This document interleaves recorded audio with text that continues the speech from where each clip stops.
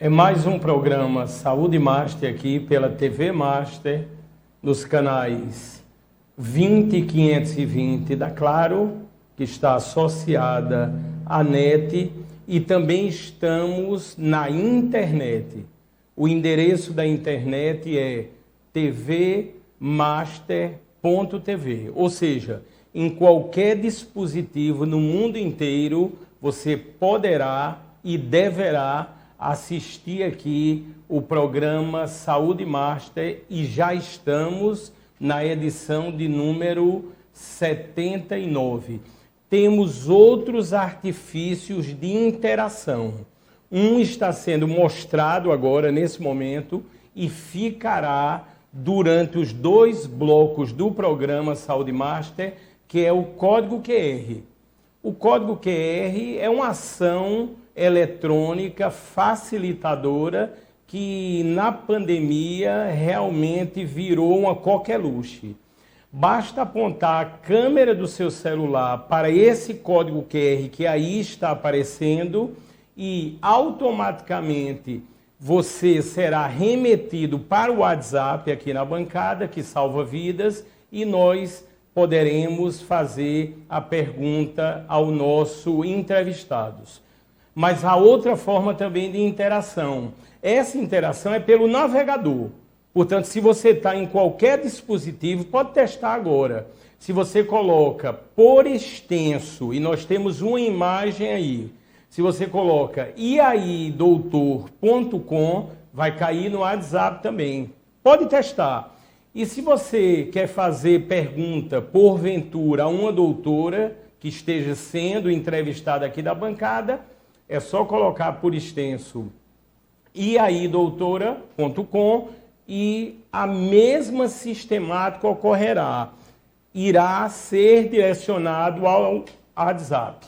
Também lembrando que o Instagram está transmitindo agora ao vivo e pelo YouTube em TV Master Play. Portanto, todas as mídias, todas as redes estão agora voltadas para a utilidade pública, ou seja, para salvar vidas na forma da informação. E eu já tenho a meu lado aqui, e é uma honra, ele é o secretário da Saúde, o doutor Fábio Rocha. Seja bem-vindo, doutor Fábio Rocha, agora, como secretário da Saúde aqui, pela 3ª vez, creio, no programa Saúde Master. Muito obrigado, doutor. Boa noite a todos, boa noite a todos. Boa noite, Fábio, já é a 3ª vez que eu acho que eu venho aqui.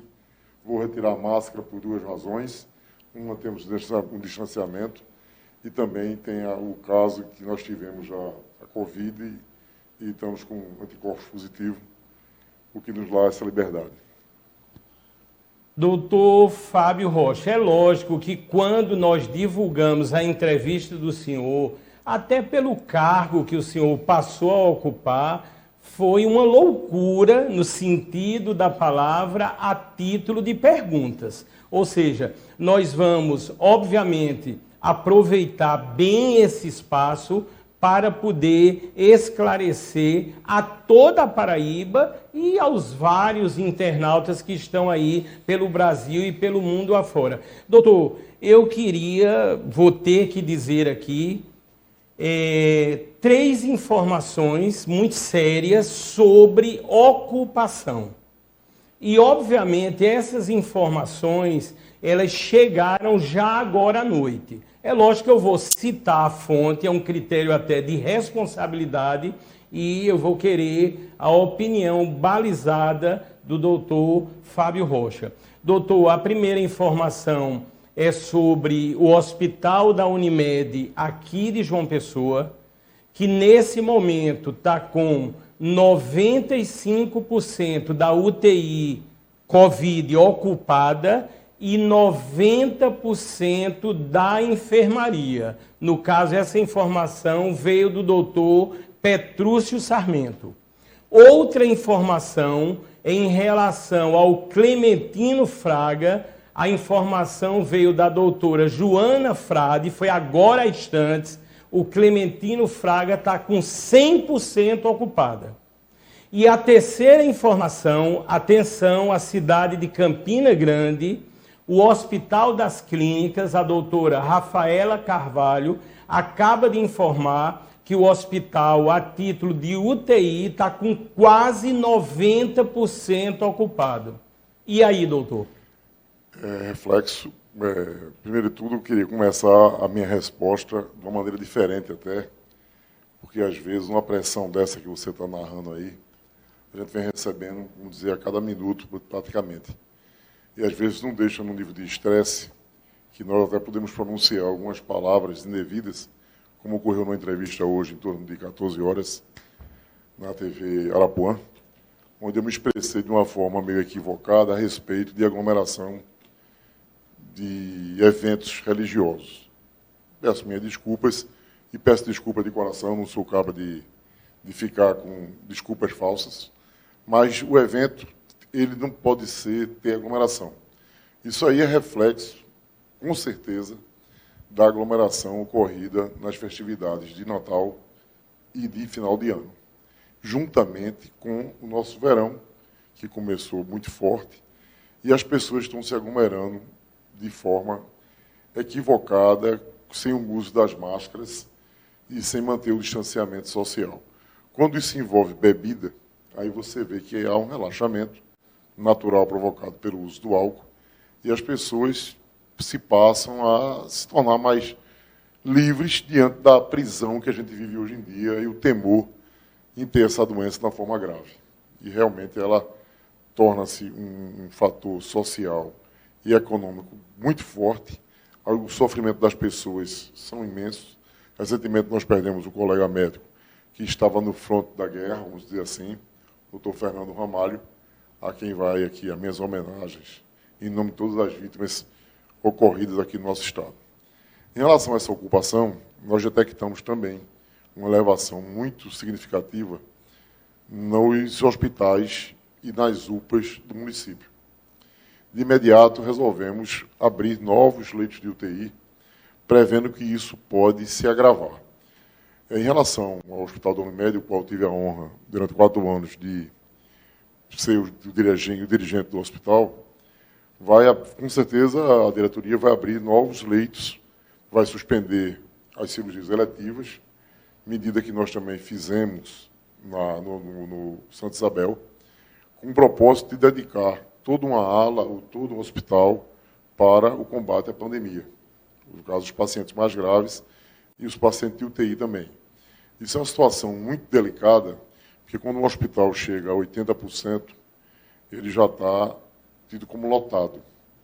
Um hospital com 100%, ele está entupido. E, na realidade, vem o caos. Porque o consumo de medicamento, o consumo dos gases medicinais e a própria equipe vão à exaustão. Isso é sinal de colapso do sistema.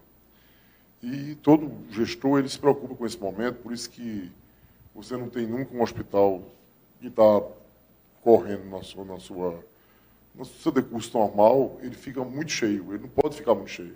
Porque você tem um paciente que está se operando de uma patologia simples e pode precisar de um leito de UTI. Tem que ter o leito de reserva. E essa situação, ela tende, eu acho, a se agravar porque não está tendo o que a gente chama a troca do leito mais rápida, porque como está atingindo também populações mais resistentes, mais jovens se entende, né, com mais de 35 anos, mas menos de 60, há uma resistência e a pessoa permanece mais tempo no leito. E esse leito, que a gente chama na linguagem hospitalar, ele não roda. Como ele não roda, ele não desocupa para entrar outro paciente. E esse outro paciente, ele precisa daquele leito também. Aí você vai ter que fazer as improvisações e buscar apoio nos outros hospitais. É hora de se dar as mãos e não de se procurar especificamente culpados. O que tem que correr logo é nas medidas de um plano de contingenciamento, um plano B, que a gente pode chamar assim, de ter leitos e ter disponibilidade de equipamentos, os monitores, os respiradores, os gases medicinais, para o sistema não ir ao caos. Eu quero, inclusive, endossar as palavras aqui do doutor Fábio Rocha, que nos 3 casos que eu citei aqui de ocupação, também os 3 disseram que estão sendo providenciados, estão sendo abertos novos leitos, ou seja, há toda uma programação nesse sentido. E vem uma segunda pergunta ao doutor. Doutor Fábio, a gente sabe que tivemos vários casos de aglomeração. O Brasil, a Paraíba, tem dimensões realmente grandiosas. Aprendemos também com essa doença que muitas vezes, numa faixa de 10 dias após essa história ocorrida, poderemos ter consequências bem graves. Qual é a visão do senhor, doutor? É a visão que a gente tem hoje da Covid, que ela, teoricamente, os 10 dias que você fala, pode ser 14, 15, depende de paciente. Mas ele passa um período de 10 dias transmitindo o coronavírus. Entendeu? Isso aí é muito frequente a gente ver em famílias maiores, onde todas as pessoas, praticamente, elas se contaminam. A notícia menos ruim é que uma pequena parte complica. Mas essa pequena parte, quando complica, é um número muito grande no todo. É aquela história, se fosse 100 contaminados e ter 2%, seriam 2 casos. Mas você tem milhares de contaminados. E o sistema de saúde, não só aqui em João Pessoa, como no mundo inteiro, ele está colapsado praticamente. Porque vai se sucedendo, vai vir aí, de repente, algumas mutações virais, com uma resistência maior, com uma demora maior do tratamento, até às vezes com uma transmissibilidade até maior, e vai dar esse gargalo no sistema. Você pega países como a Alemanha, lá teve até que provocar que o cidadão só podia se distanciar no máximo 15 quilômetros da sua residência. São medidas que se tomam para preparar o sistema de saúde. Porque não me consta, tenho 62 anos de idade, de ter visto algo tão, vamos dizer assim, assustador quanto isso. A ponto que o nosso comitê está se reunindo, está estudando as medidas, ver se realmente tem sentido algumas medidas. Eu digo sempre, não deixo de dizer, que São Paulo mostrou de uma maneira muito boa para o Brasil inteiro aquilo que não deve ser feito, mas a gente não pode também não dar chance das pessoas sobreviverem. De repente, uma situação de fechamento de alguns setores sejam necessários para dar tempo do sistema de saúde se preparar. Porque não é fácil você montar, de uma hora para outra, 5, 6, 10 leitos de UTI. Envolve profissionais, envolve equipamentos que estão em falta, envolve treinamento de equipe. Ou seja, é um conjunto, esses trabalhadores em saúde, envolve tecnologia de informação, envolve engenheiros elétricos, engenheiro de gases, manutenção. É um conjunto que trabalha no hospital, que é uma entidade multiprofissional. Diz os gestores que algo mais complexo do que gestão hospitalar, só transporte, chamado o aeroportuário. Interessante que a gente se sente, eu me sinto como secretário de saúde, no momento que estou secretário, como se estivesse num avião e ele estivesse começando a apresentar uma falha do motor. E nós temos que consertar esse avião lá em cima, porque cai todo mundo. No hospital, a diferença é que quando há uma falha, normalmente o diretor está no seu gabinete e escapa. No caso da Secretaria de Saúde, a coisa é mais complicada, porque está todo mundo lá em cima, num trabalho intenso, e você há de convir que o nosso país, a cultura de trabalho é muito complicada, e na saúde pública, você, por exemplo, na nossa secretaria que nós recebemos, nós temos lá uma média de 160 dias, 180 dias para se fazer um processo de compra, de licitação, e é um prazo que a saúde não comporta. Por isso que o governo decretou o estado de pandemia, o estado emergencial, onde você pode tentar acelerar essas compras para evitar o caos. A título de curiosidade, nós, ao recebermos a secretaria no dia 4, nós tivemos o conhecimento de que o nosso contrato de gases medicinais tinha iniciado em junho o processo de renovação de contrato com nova licitação, e até o dia 4 de janeiro, de junho a janeiro, ele não havia sido completado, não tinha sido realizado. Nós entramos junto com o jurídico, pedimos autorização à Procuradoria para fazermos o contrato emergencial enquanto se conclui esse processo. Porque, senão, a cidade de João Pessoa estaria realmente numa situação muito complicada. Doutor Fábio Rocha, secretário de Saúde, vamos falar, doutor, de esperança, vamos falar da vacina, de vacinação. Eu capturei, doutor, algumas telas, elas estão bem atualizadas, creio que talvez esteja faltando a atualização de hoje para analisarmos. Eu já quero agradecer ao Gil, ao Rafael, ao Daniel, à produtora Verônica Amorim, a todos que estão trabalhando. Gil, eu queria, por favor, a primeira tela que tem aí. Doutor, essa tela aí é a título de vacinação na Paraíba. Mostra 97.603, né, doses já aplicadas e, na sequência, vem a quantidade de primeira dose e de segunda dose. Como o senhor analisa inicialmente esses números na Paraíba? Esses números são do estado inteiro.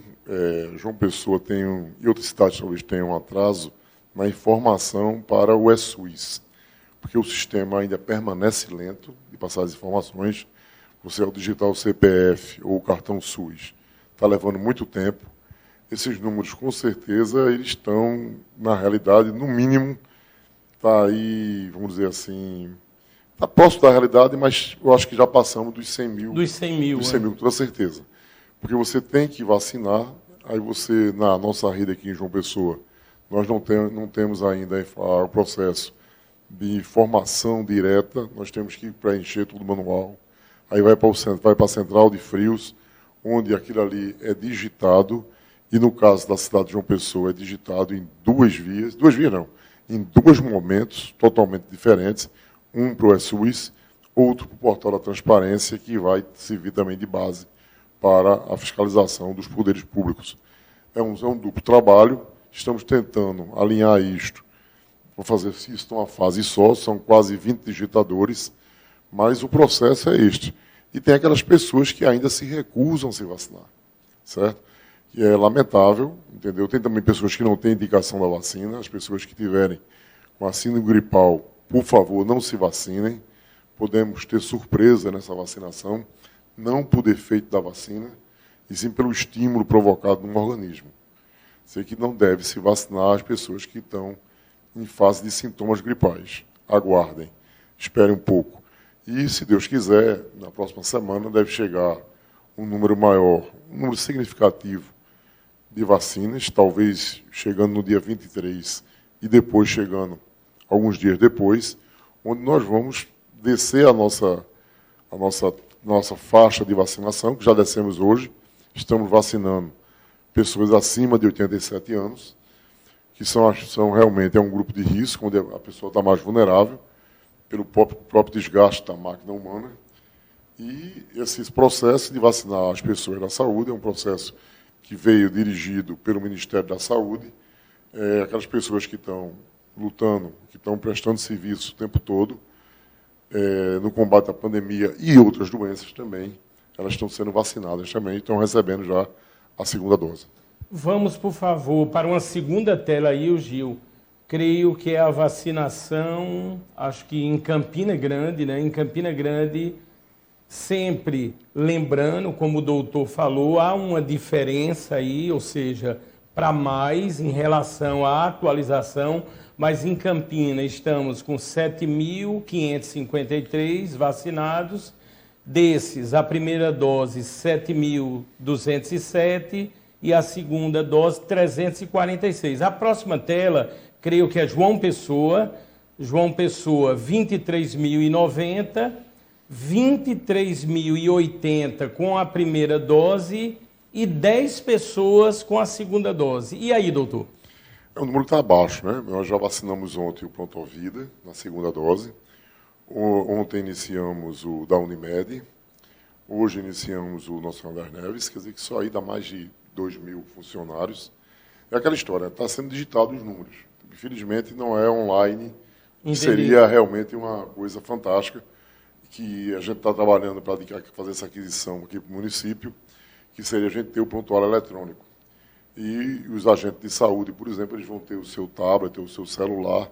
Estamos negociando um aplicativo também para auxiliar nesses dados. Mas, se Deus quiser, nós vamos agilizar muito isso. Ele não está atualizado. Vamos supor, isso, com certeza, 10 doses na segunda dose, praticamente não existe. Mas são números que a gente conseguiu transmitir, entendeu?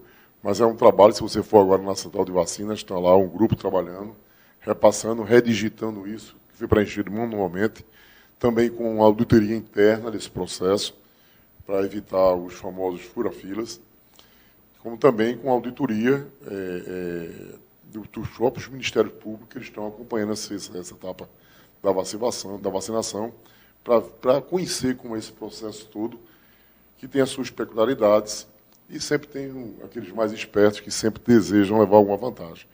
Mas, graças a Deus, na segunda fase, agora começou a segunda dose, está tudo correndo bem, é o que me consta até hoje à tarde.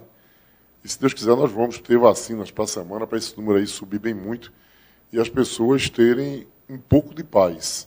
Lembrando que não deixar de cumprir a etiqueta sanitária, de estar sempre de máscara, de manter o distanciamento e, acima de tudo, não aglomerar em hipótese alguma, mesmo depois de você vacinado. Porque você pode adquirir o vírus, não ter a doença, mas você vai transmitir para outras pessoas. E o local onde você mais transmite o vírus é no seu ambiente de trabalho e na sua família. Fora que você na rua pode transmitir também. Mas você estando de máscara, você não está transmitindo e está se protegendo até de uma variante viral. Quer dizer que dessas notícias tão ruins, uma das coisas que a gente tem que começar a se acostumar culturalmente é o uso da máscara obrigatória. Estão agora num sistema, vamos dizer assim, entre aspas, de uma punição de ter que usar máscaras.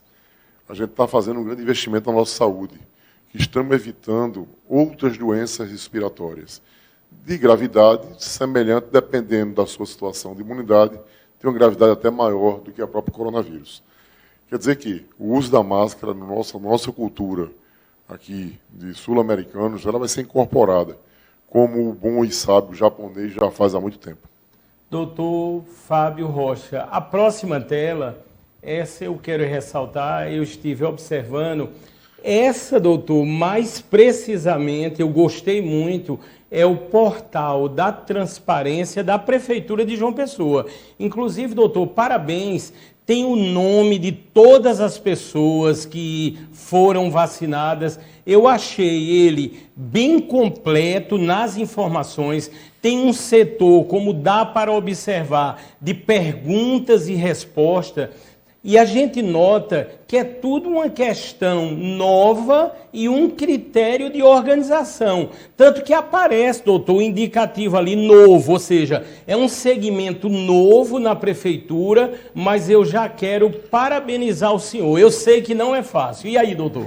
Isso aí foi tanto do nosso doutor Rafael, que é o nosso secretário da Transparência, como também a solicitação do Ministério Público, muito justa, onde a gente tem que mostrar as pessoas que foram vacinadas. Tem aí uma área que o CPF aparece coberto também, e onde, se você achar que tem alguém que se vacinou indevidamente, você denuncia, a gente vai atrás, vai rastrear. E nessa fase da vacinação, onde nós colocamos profissionais da saúde acima de 60 anos para serem vacinados, que não estão, vamos supor assim, tão diretamente ali, vamos dizer, na beira do leito, mas são os médicos radiologistas que fazem a tomografia, são os laboratórios que colhem o RT-PCR, dentistas que trabalham com a pessoa mesmo protegida, mas é um risco maior, porque não é só entrar em contato, você está protegido pela luva, mas você depois tem um aerosol. O aerosol que é o grande vetor da transmissão do coronavírus. Ou seja, e esse portal é motivo de orgulho, e a gente tenta manter ele o máximo atualizado. Às vezes ele não está com um número exatamente idêntico ao do SUS, por essa questão da dupla digitação dos dados, mas a gente está procurando acertar. A gente também aprende com os erros, ninguém também acerta 100%. É uma situação que tem que ter uma certa compreensão, mas estamos trabalhando atentamente para atender tanto a população quanto aos órgãos fiscalizadores, que têm a sua razão e têm que participar disso. Eu sempre sou chamado, às vezes provoco até com algumas perguntas, até às vezes impertinentes, mas é bom perguntar. Perguntar não ofende também. e está tendo as demandas necessárias para esclarecer alguns fatos que a gente se depara com pessoas fazendo pose depois de vacinadas, aí vai atrás daquela pessoa conseguiu, de alguma forma, receber essa vacina indevidamente, ou depois ela se esclarece. Entendeu? Aí a gente está junto nessa campanha de vacinar realmente pelas prioridades estabelecidas e definidas tanto pelo município como pactuadas numa entidade chamada CIB, que é um comitê intergestores bipartite, que é o município junto com o Estado, que o Estado participa fornecendo a vacina que vem para ser repassada e também participa ativamente com as seringas e agulhas.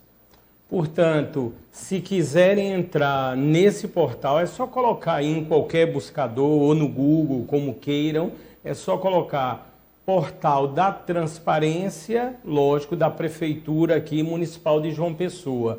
Eu tenho uma última tela aí. Essa tela, ela ressalta agora o número de pessoas vacinadas no Brasil. Já estamos com mais de 5 milhões de pessoas. E se observarem mais acima, eu sempre tenho, doutor, ressaltado, o Brasil já tem quase 9 milhões de pessoas curadas com a Covid. É o país que mais cura no mundo a Covid. E aí, doutor? A gente tem essa vantagem de ter essa criatividade, essa perspicácia no combate ao vírus, no atendimento domiciliar, no SUS funcionando, nos hospitais funcionando. E temos também o favorecimento do clima, o nosso clima ajuda também em alguma coisa, mas nem tudo está perdido, vamos dizer assim, né? Porque uma pandemia dessa, é o que eu digo, aquele número de 3%, 2,5%, ele pesa muito. E a gente tem que encarar isso e lutar e procurar com criatividade e com muito trabalho. O preventivo é o mais importante, ressalte-se bem, e dar a oportunidade das pessoas terem a oportunidade de sobreviver. É uma luta muito cara do ponto de vista financeiro, não é um desperdício de maneira nenhuma, é um investimento muito pesado, às vezes deixa sequelas, tem pacientes que saem curados, mas permanecem um tempo ainda em recuperação, com fisioterapia, com tratamentos paralelos, ou seja, sempre se afasta do trabalho, ou seja, é um custo social muito grande e a economia padecendo também com isso. Aquelas pessoas param de ser produtivas, param de gerar impostos, às vezes vai consumir até seu patrimônio para ficar bom. É uma doença de uma abrangência, tanto na área médica como na área social e política, muito grande. E a gente só vai ter a dimensão disso, eu acho, daqui a mais um ano ou dois, quando, vamos dizer assim, quando essa poeira baixar mais um pouco, e se Deus quiser vai chegar vacina no país, tem aí as notícias que mais 2 novas vacinas podem chegar, perspectiva de antes de junho ter mais de 100 milhões de vacinas oferecidas, e se Deus quiser vai ter vacina para todos, e vamos ter aí uma vitória grande contra essa doença, e com certeza, aí é que vem, vai ter essa vacinação de 2 doses, essas vacinas no geral são 2 doses, tem algumas que é uma única dose, mas pode escrever, Fábio, que nós vamos ter 2 campanhas de vacinações por ano por conta do coronavírus. Doutor Fábio, eu me lembro que o senhor é de acordar cedo e dormir cedo. O senhor está conseguindo fazer isso? Eu fiquei preocupado com o senhor. Eu estou conseguindo agora só acordar cedo. É mesmo, doutor? Estou dormindo muito tarde. É uma tensão, uma pressão muito grande. Logicamente, as coisas, quer queiram, quer não queiram, ficam... Toda a tarefa é distribuída, mas alguém responde. E quem responde praticamente com todo esse movimento é o gestor da saúde. Esse é o mais questionado e é um ambiente, vamos dizer assim, que eu não estava muito acostumado. Estou começando a me adaptar bem, assim, a conhecer melhor o processo. Um alfabeto de siglas que eu já até disse brincando, agora, se eu começar a falar aqui com a minha linguagem técnica de laboratório, por exemplo, vocês não vão entender nada. Quer dizer que vocês, quando derem para mim uma sigla, por exemplo, essa famosa CIB, Eu tenho que incorporar e saber o que é primeiro para incorporar a sigla à minha vida. Mas é um processo muito trabalhoso. Nós temos, logicamente, como em toda empresa, em toda família, nós temos pessoas que querem e se orgulham daquilo. Tem pessoas que se acomodam, se acovardam. E eu vamos dizer assim, eu não estou aqui reprovando quem se acovarda. Alguém tem que ir para a luta, alguém tem que ir para o front, entendeu? E nós temos aí uma série de profissionais na secretaria que você sente que a pessoa está dando assim, está dando o melhor do que ela tem, entendeu? Aquilo ali entusiasma outras pessoas, estimula você a não desistir. Mas a luta é grande e hoje nós estamos tendo problemas estruturais que talvez toda a prefeitura tenha, toda a Secretaria de Saúde tenha. Por exemplo, aqui nós estamos tendo um problema com o pessoal para trabalhar nos PSF. Médicos já mais antigos que estão esperando a vacinação para voltar ativa, estão tendo férias dos residentes e estamos tendo também algumas falhas estruturais desses mesmos PSF. Inclusive, teve um interditado pelo CRM, nós estamos reformando. Aí você não imagina, para reformar uma unidade dessa, é quase um crime cometido. Por quê? Porque na prefeitura o planejamento não foi muito bem realizado e você tem verbas para manutenção, mas não tem verbas para a reforma. Em função disso, é uma luta. A gente tem que pedir aí autorização ao Tribunal de Contas, mostrar a gravidade. Ou seja, não é só querer fazer.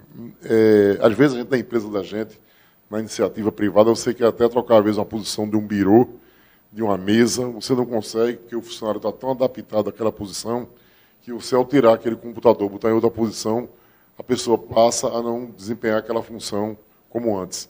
Agora, quando você tem um engessamento de leis, de obrigações, de ritos que tem que ser cumprido, a coisa anda mais lentamente. Deixa isso, todo mundo numa situação de estresse. Você imagina, Fábio, que nós temos 8 ambulâncias em manutenção há mais de 6 meses, já tem empenho, já tem desempenho, já tem um bocado de coisa aí, e a coisa não andou ainda. Hoje eu tive o prazer que uma foi liberada. Um caminhão parado, porque não se pode liberar um pagamento de R$1.000. Eu acho que o crime maior é ele parar do que pagar esses R$1.000.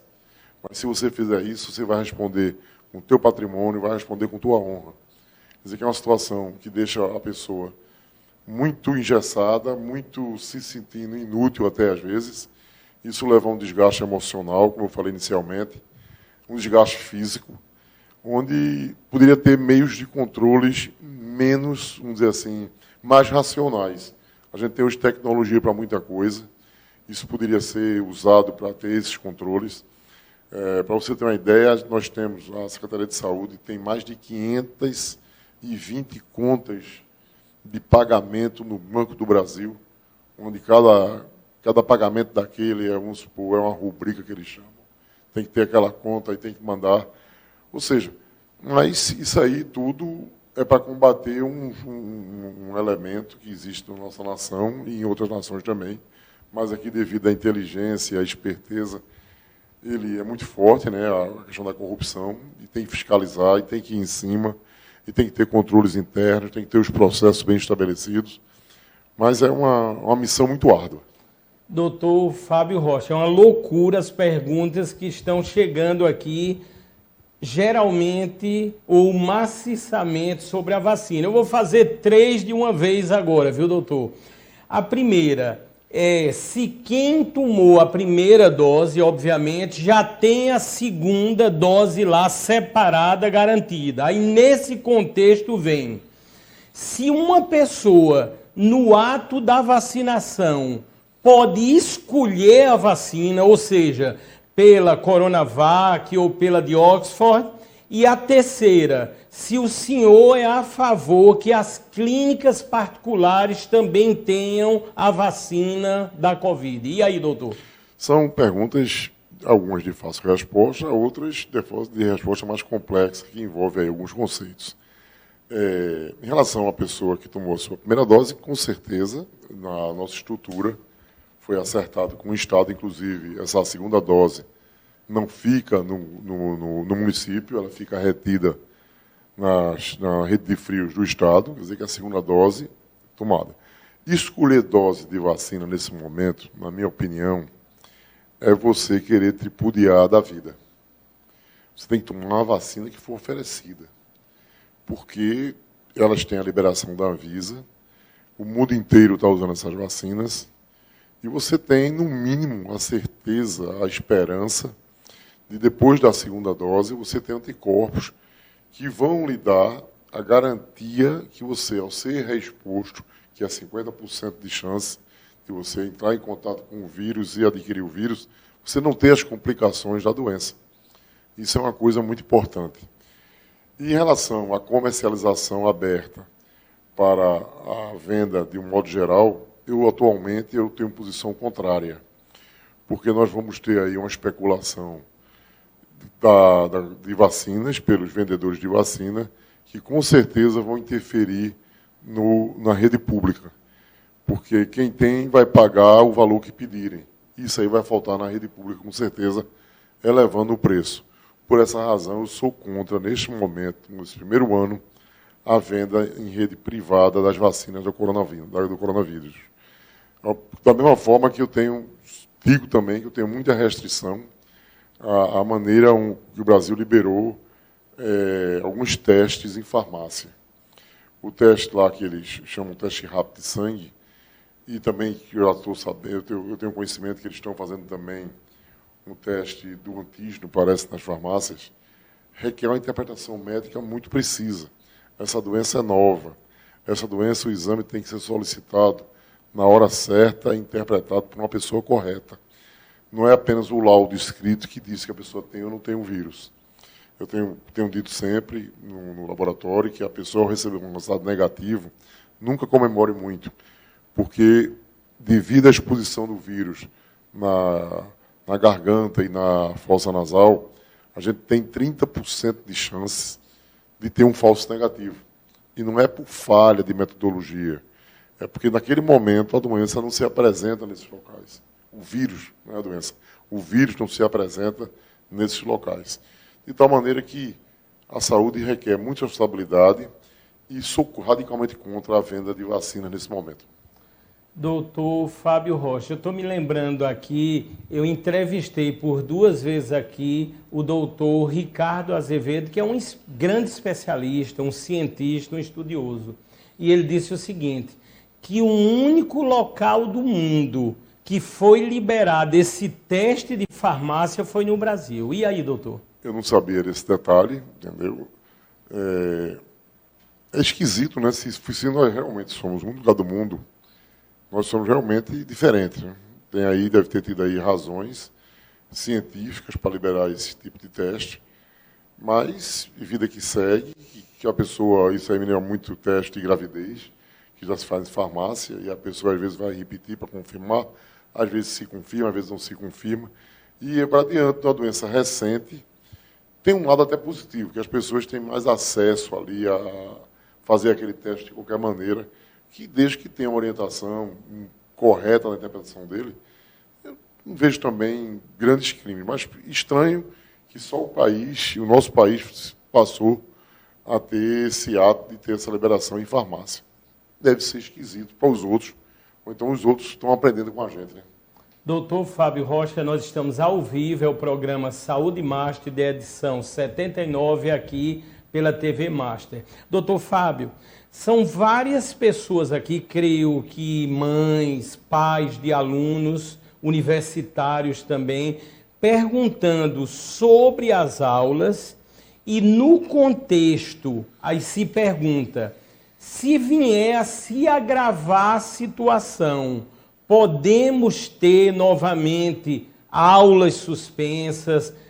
Qual o pensamento do senhor nesse aspecto? É um pensamento bem, vamos dizer assim, bem simples.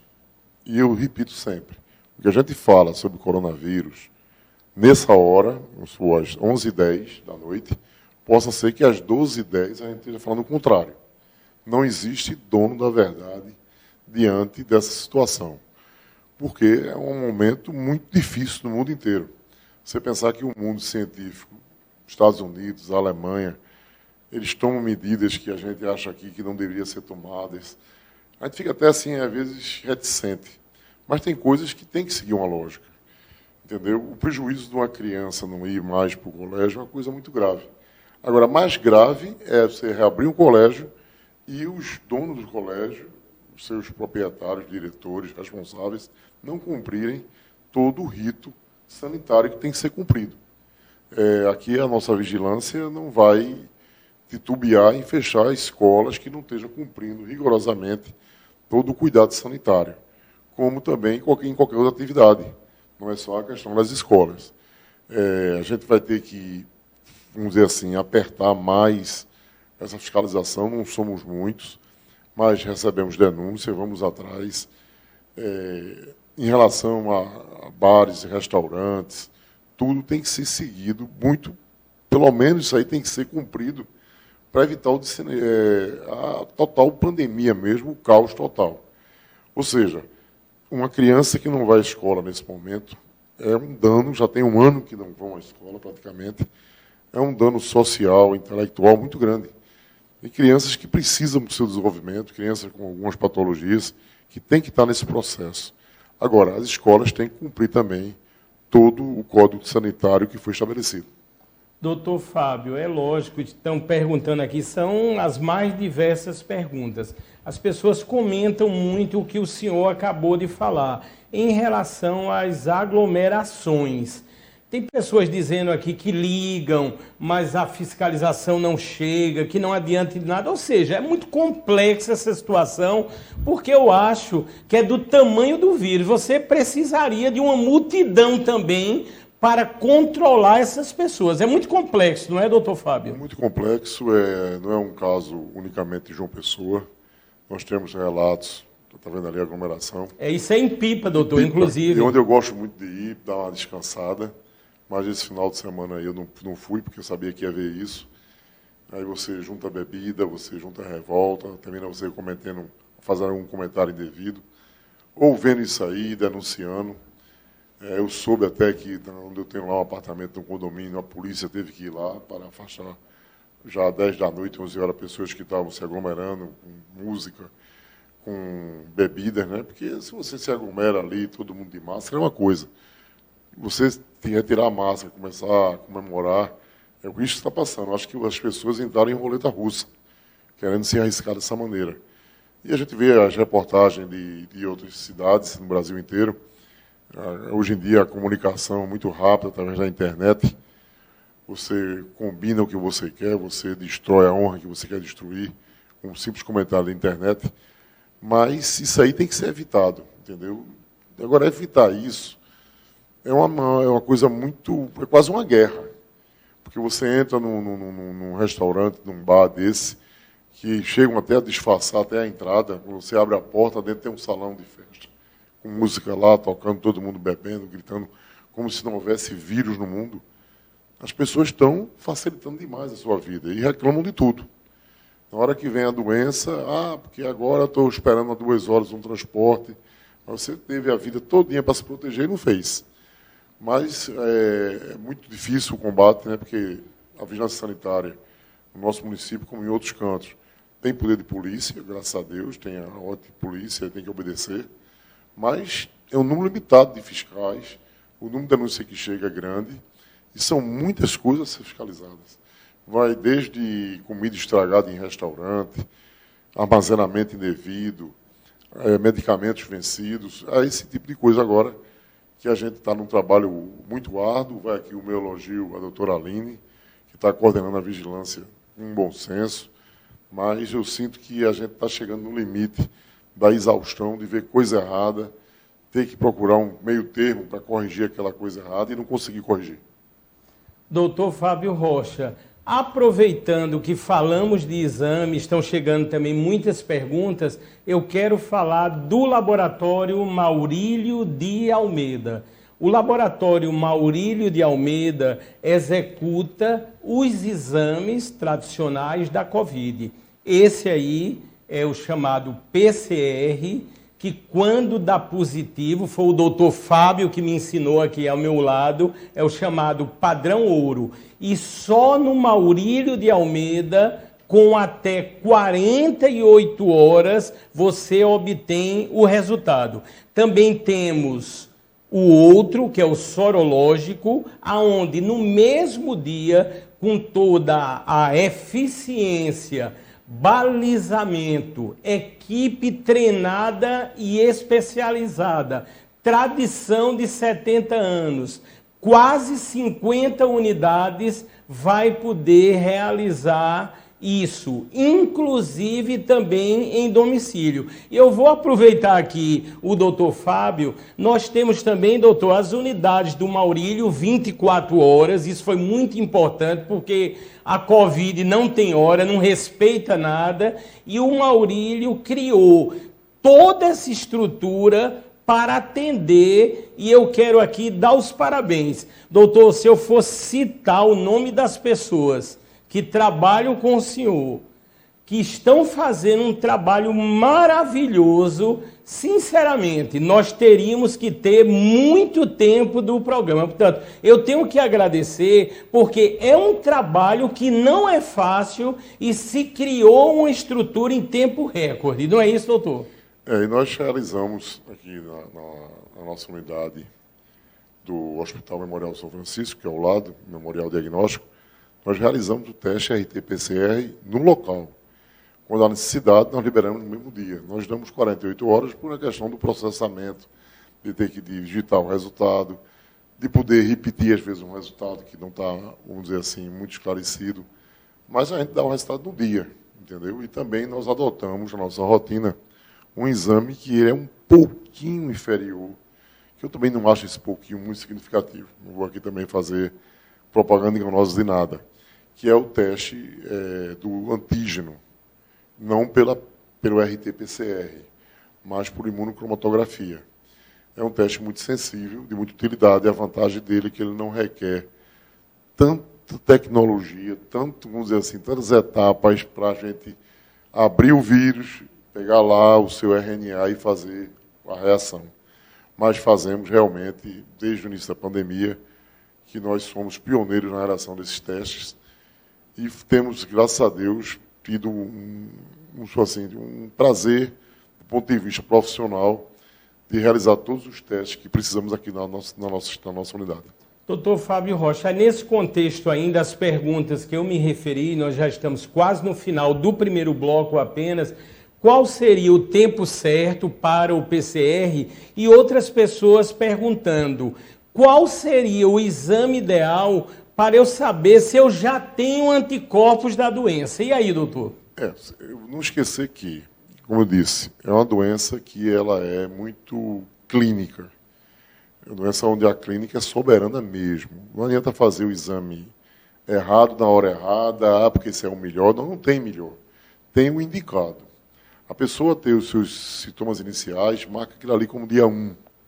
A partir do 3º dia, até o 8º dia, 10º dia, você pode realizar e deve realizar os exames específicos para o diagnóstico, não outros exames para acompanhamento da doença. Você deve realizar a RT-PCR ou a pesquisa do antígeno no suave nasal. São os 2 exames nesse período. Passado esse período, depois do 10º dia, 12º dia, você não adianta fazer esses exames, você está jogando dinheiro no lixo. Seu convênio vai pagar por um exame que não vai valer nada. Por a RT-PCR ser muito sensível, às vezes a gente pega no 12º dia, no 13º dia, 14º dia, a gente pega até uns testes que saem como indeterminado, que são partículas virais, resto de partículas virais, que ainda se pega nesse período, que dá um resultado que é infeliz, que eu sou obrigado a botar, que é indeterminado, porque ele não está claramente positivo, nem claramente negativo. Depois desse período, o diagnóstico da doença ainda poderá ser feito com um diagnóstico sorológico. Ou seja, se eu não conseguir, não tive sintomas iniciais percebidos, mas já estou aí no 14º dia da doença, o exame sorológico ele vai dar um diagnóstico. Como também ele vai dizer se você desenvolveu anticorpos de proteção, os famosos IgG, que devem surgir depois do 14º, 15º dia. Como eu faço muito exame, eu percebo que o IgG está chegando a se apresentar com 21 dias, em boa parte da população, com 22 dias. E a pessoa deve fazer esse exame para ter essa certeza que teve a doença e que formou anticorpos. Nem todos formam anticorpos. E agora, com a vacinação, vai ter a procura, já tem a procura de quem se vacinou, para ver se realmente desenvolveu seus anticorpos. Isso aí tem 2 tipos de anticorpos, tem o IgG e tem os anticorpos chamados neutralizantes, que também diz se a pessoa desenvolveu esses anticorpos ou não. Doutor Fábio Rocha, chegamos no final do primeiro bloco só. Doutor, é sempre o que é comum, aquela palavra de esperança. O Gil vai colocar algumas fotos aí bem animadoras, bem positivas, não poderia ser diferente. E, doutor, assim, de coração, eu aprendi a gostar do senhor. Eu falo do senhor quase todo dia, eu conheço um pouco, assim, desse espírito, assim, solidário que o senhor tem. Eu acho também que não foi fácil aceitar o cargo, mas eu entendo pelo outro lado que eu sei que o senhor não iria se ausentar dessa missão de salvar vidas. Doutor Fábio Rocha, muito obrigado. Estou às ordens, foi um prazer estar aqui, sempre muito bem acolhido por vocês, tenho admiração pela equipe toda de vocês. Eu digo sempre, a gente não acerta sempre, a gente tenta acertar sempre. E, às vezes, a nossa verdade não é a melhor verdade. Isso aí fica bem claro, porque nós não somos donos da verdade, ninguém tem esse dom de dizer eu sou dono da verdade. Tentamos atingir as metas, por exemplo, nessa nova função. Não sou apegado a nenhum tipo de cargo, entendeu? Estou dando o meu melhor, mas nem sempre que a gente dá o melhor é o melhor mesmo. Pode vir alguém dar muito melhor, dar uma visão melhor, ter uma experiência já em saúde pública. Eu agradeço a oportunidade, agradeço a atenção de vocês e estou tendo um aprendizado muito grande, fique certo disso, entendeu? É uma área que eu não conhecia, essa área pública, mas estou aprendendo muita coisa que eu devia ter aprendido antes. Muito obrigado, doutor Fábio Rocha. Eu queria que vocês não saíssem daí. Será um pequeno intervalo comercial. No segundo bloco, ao vivo, do programa Saúde Master, já está aqui o doutor Edgar Tagino, que ele é endoscopista e cirurgião geral.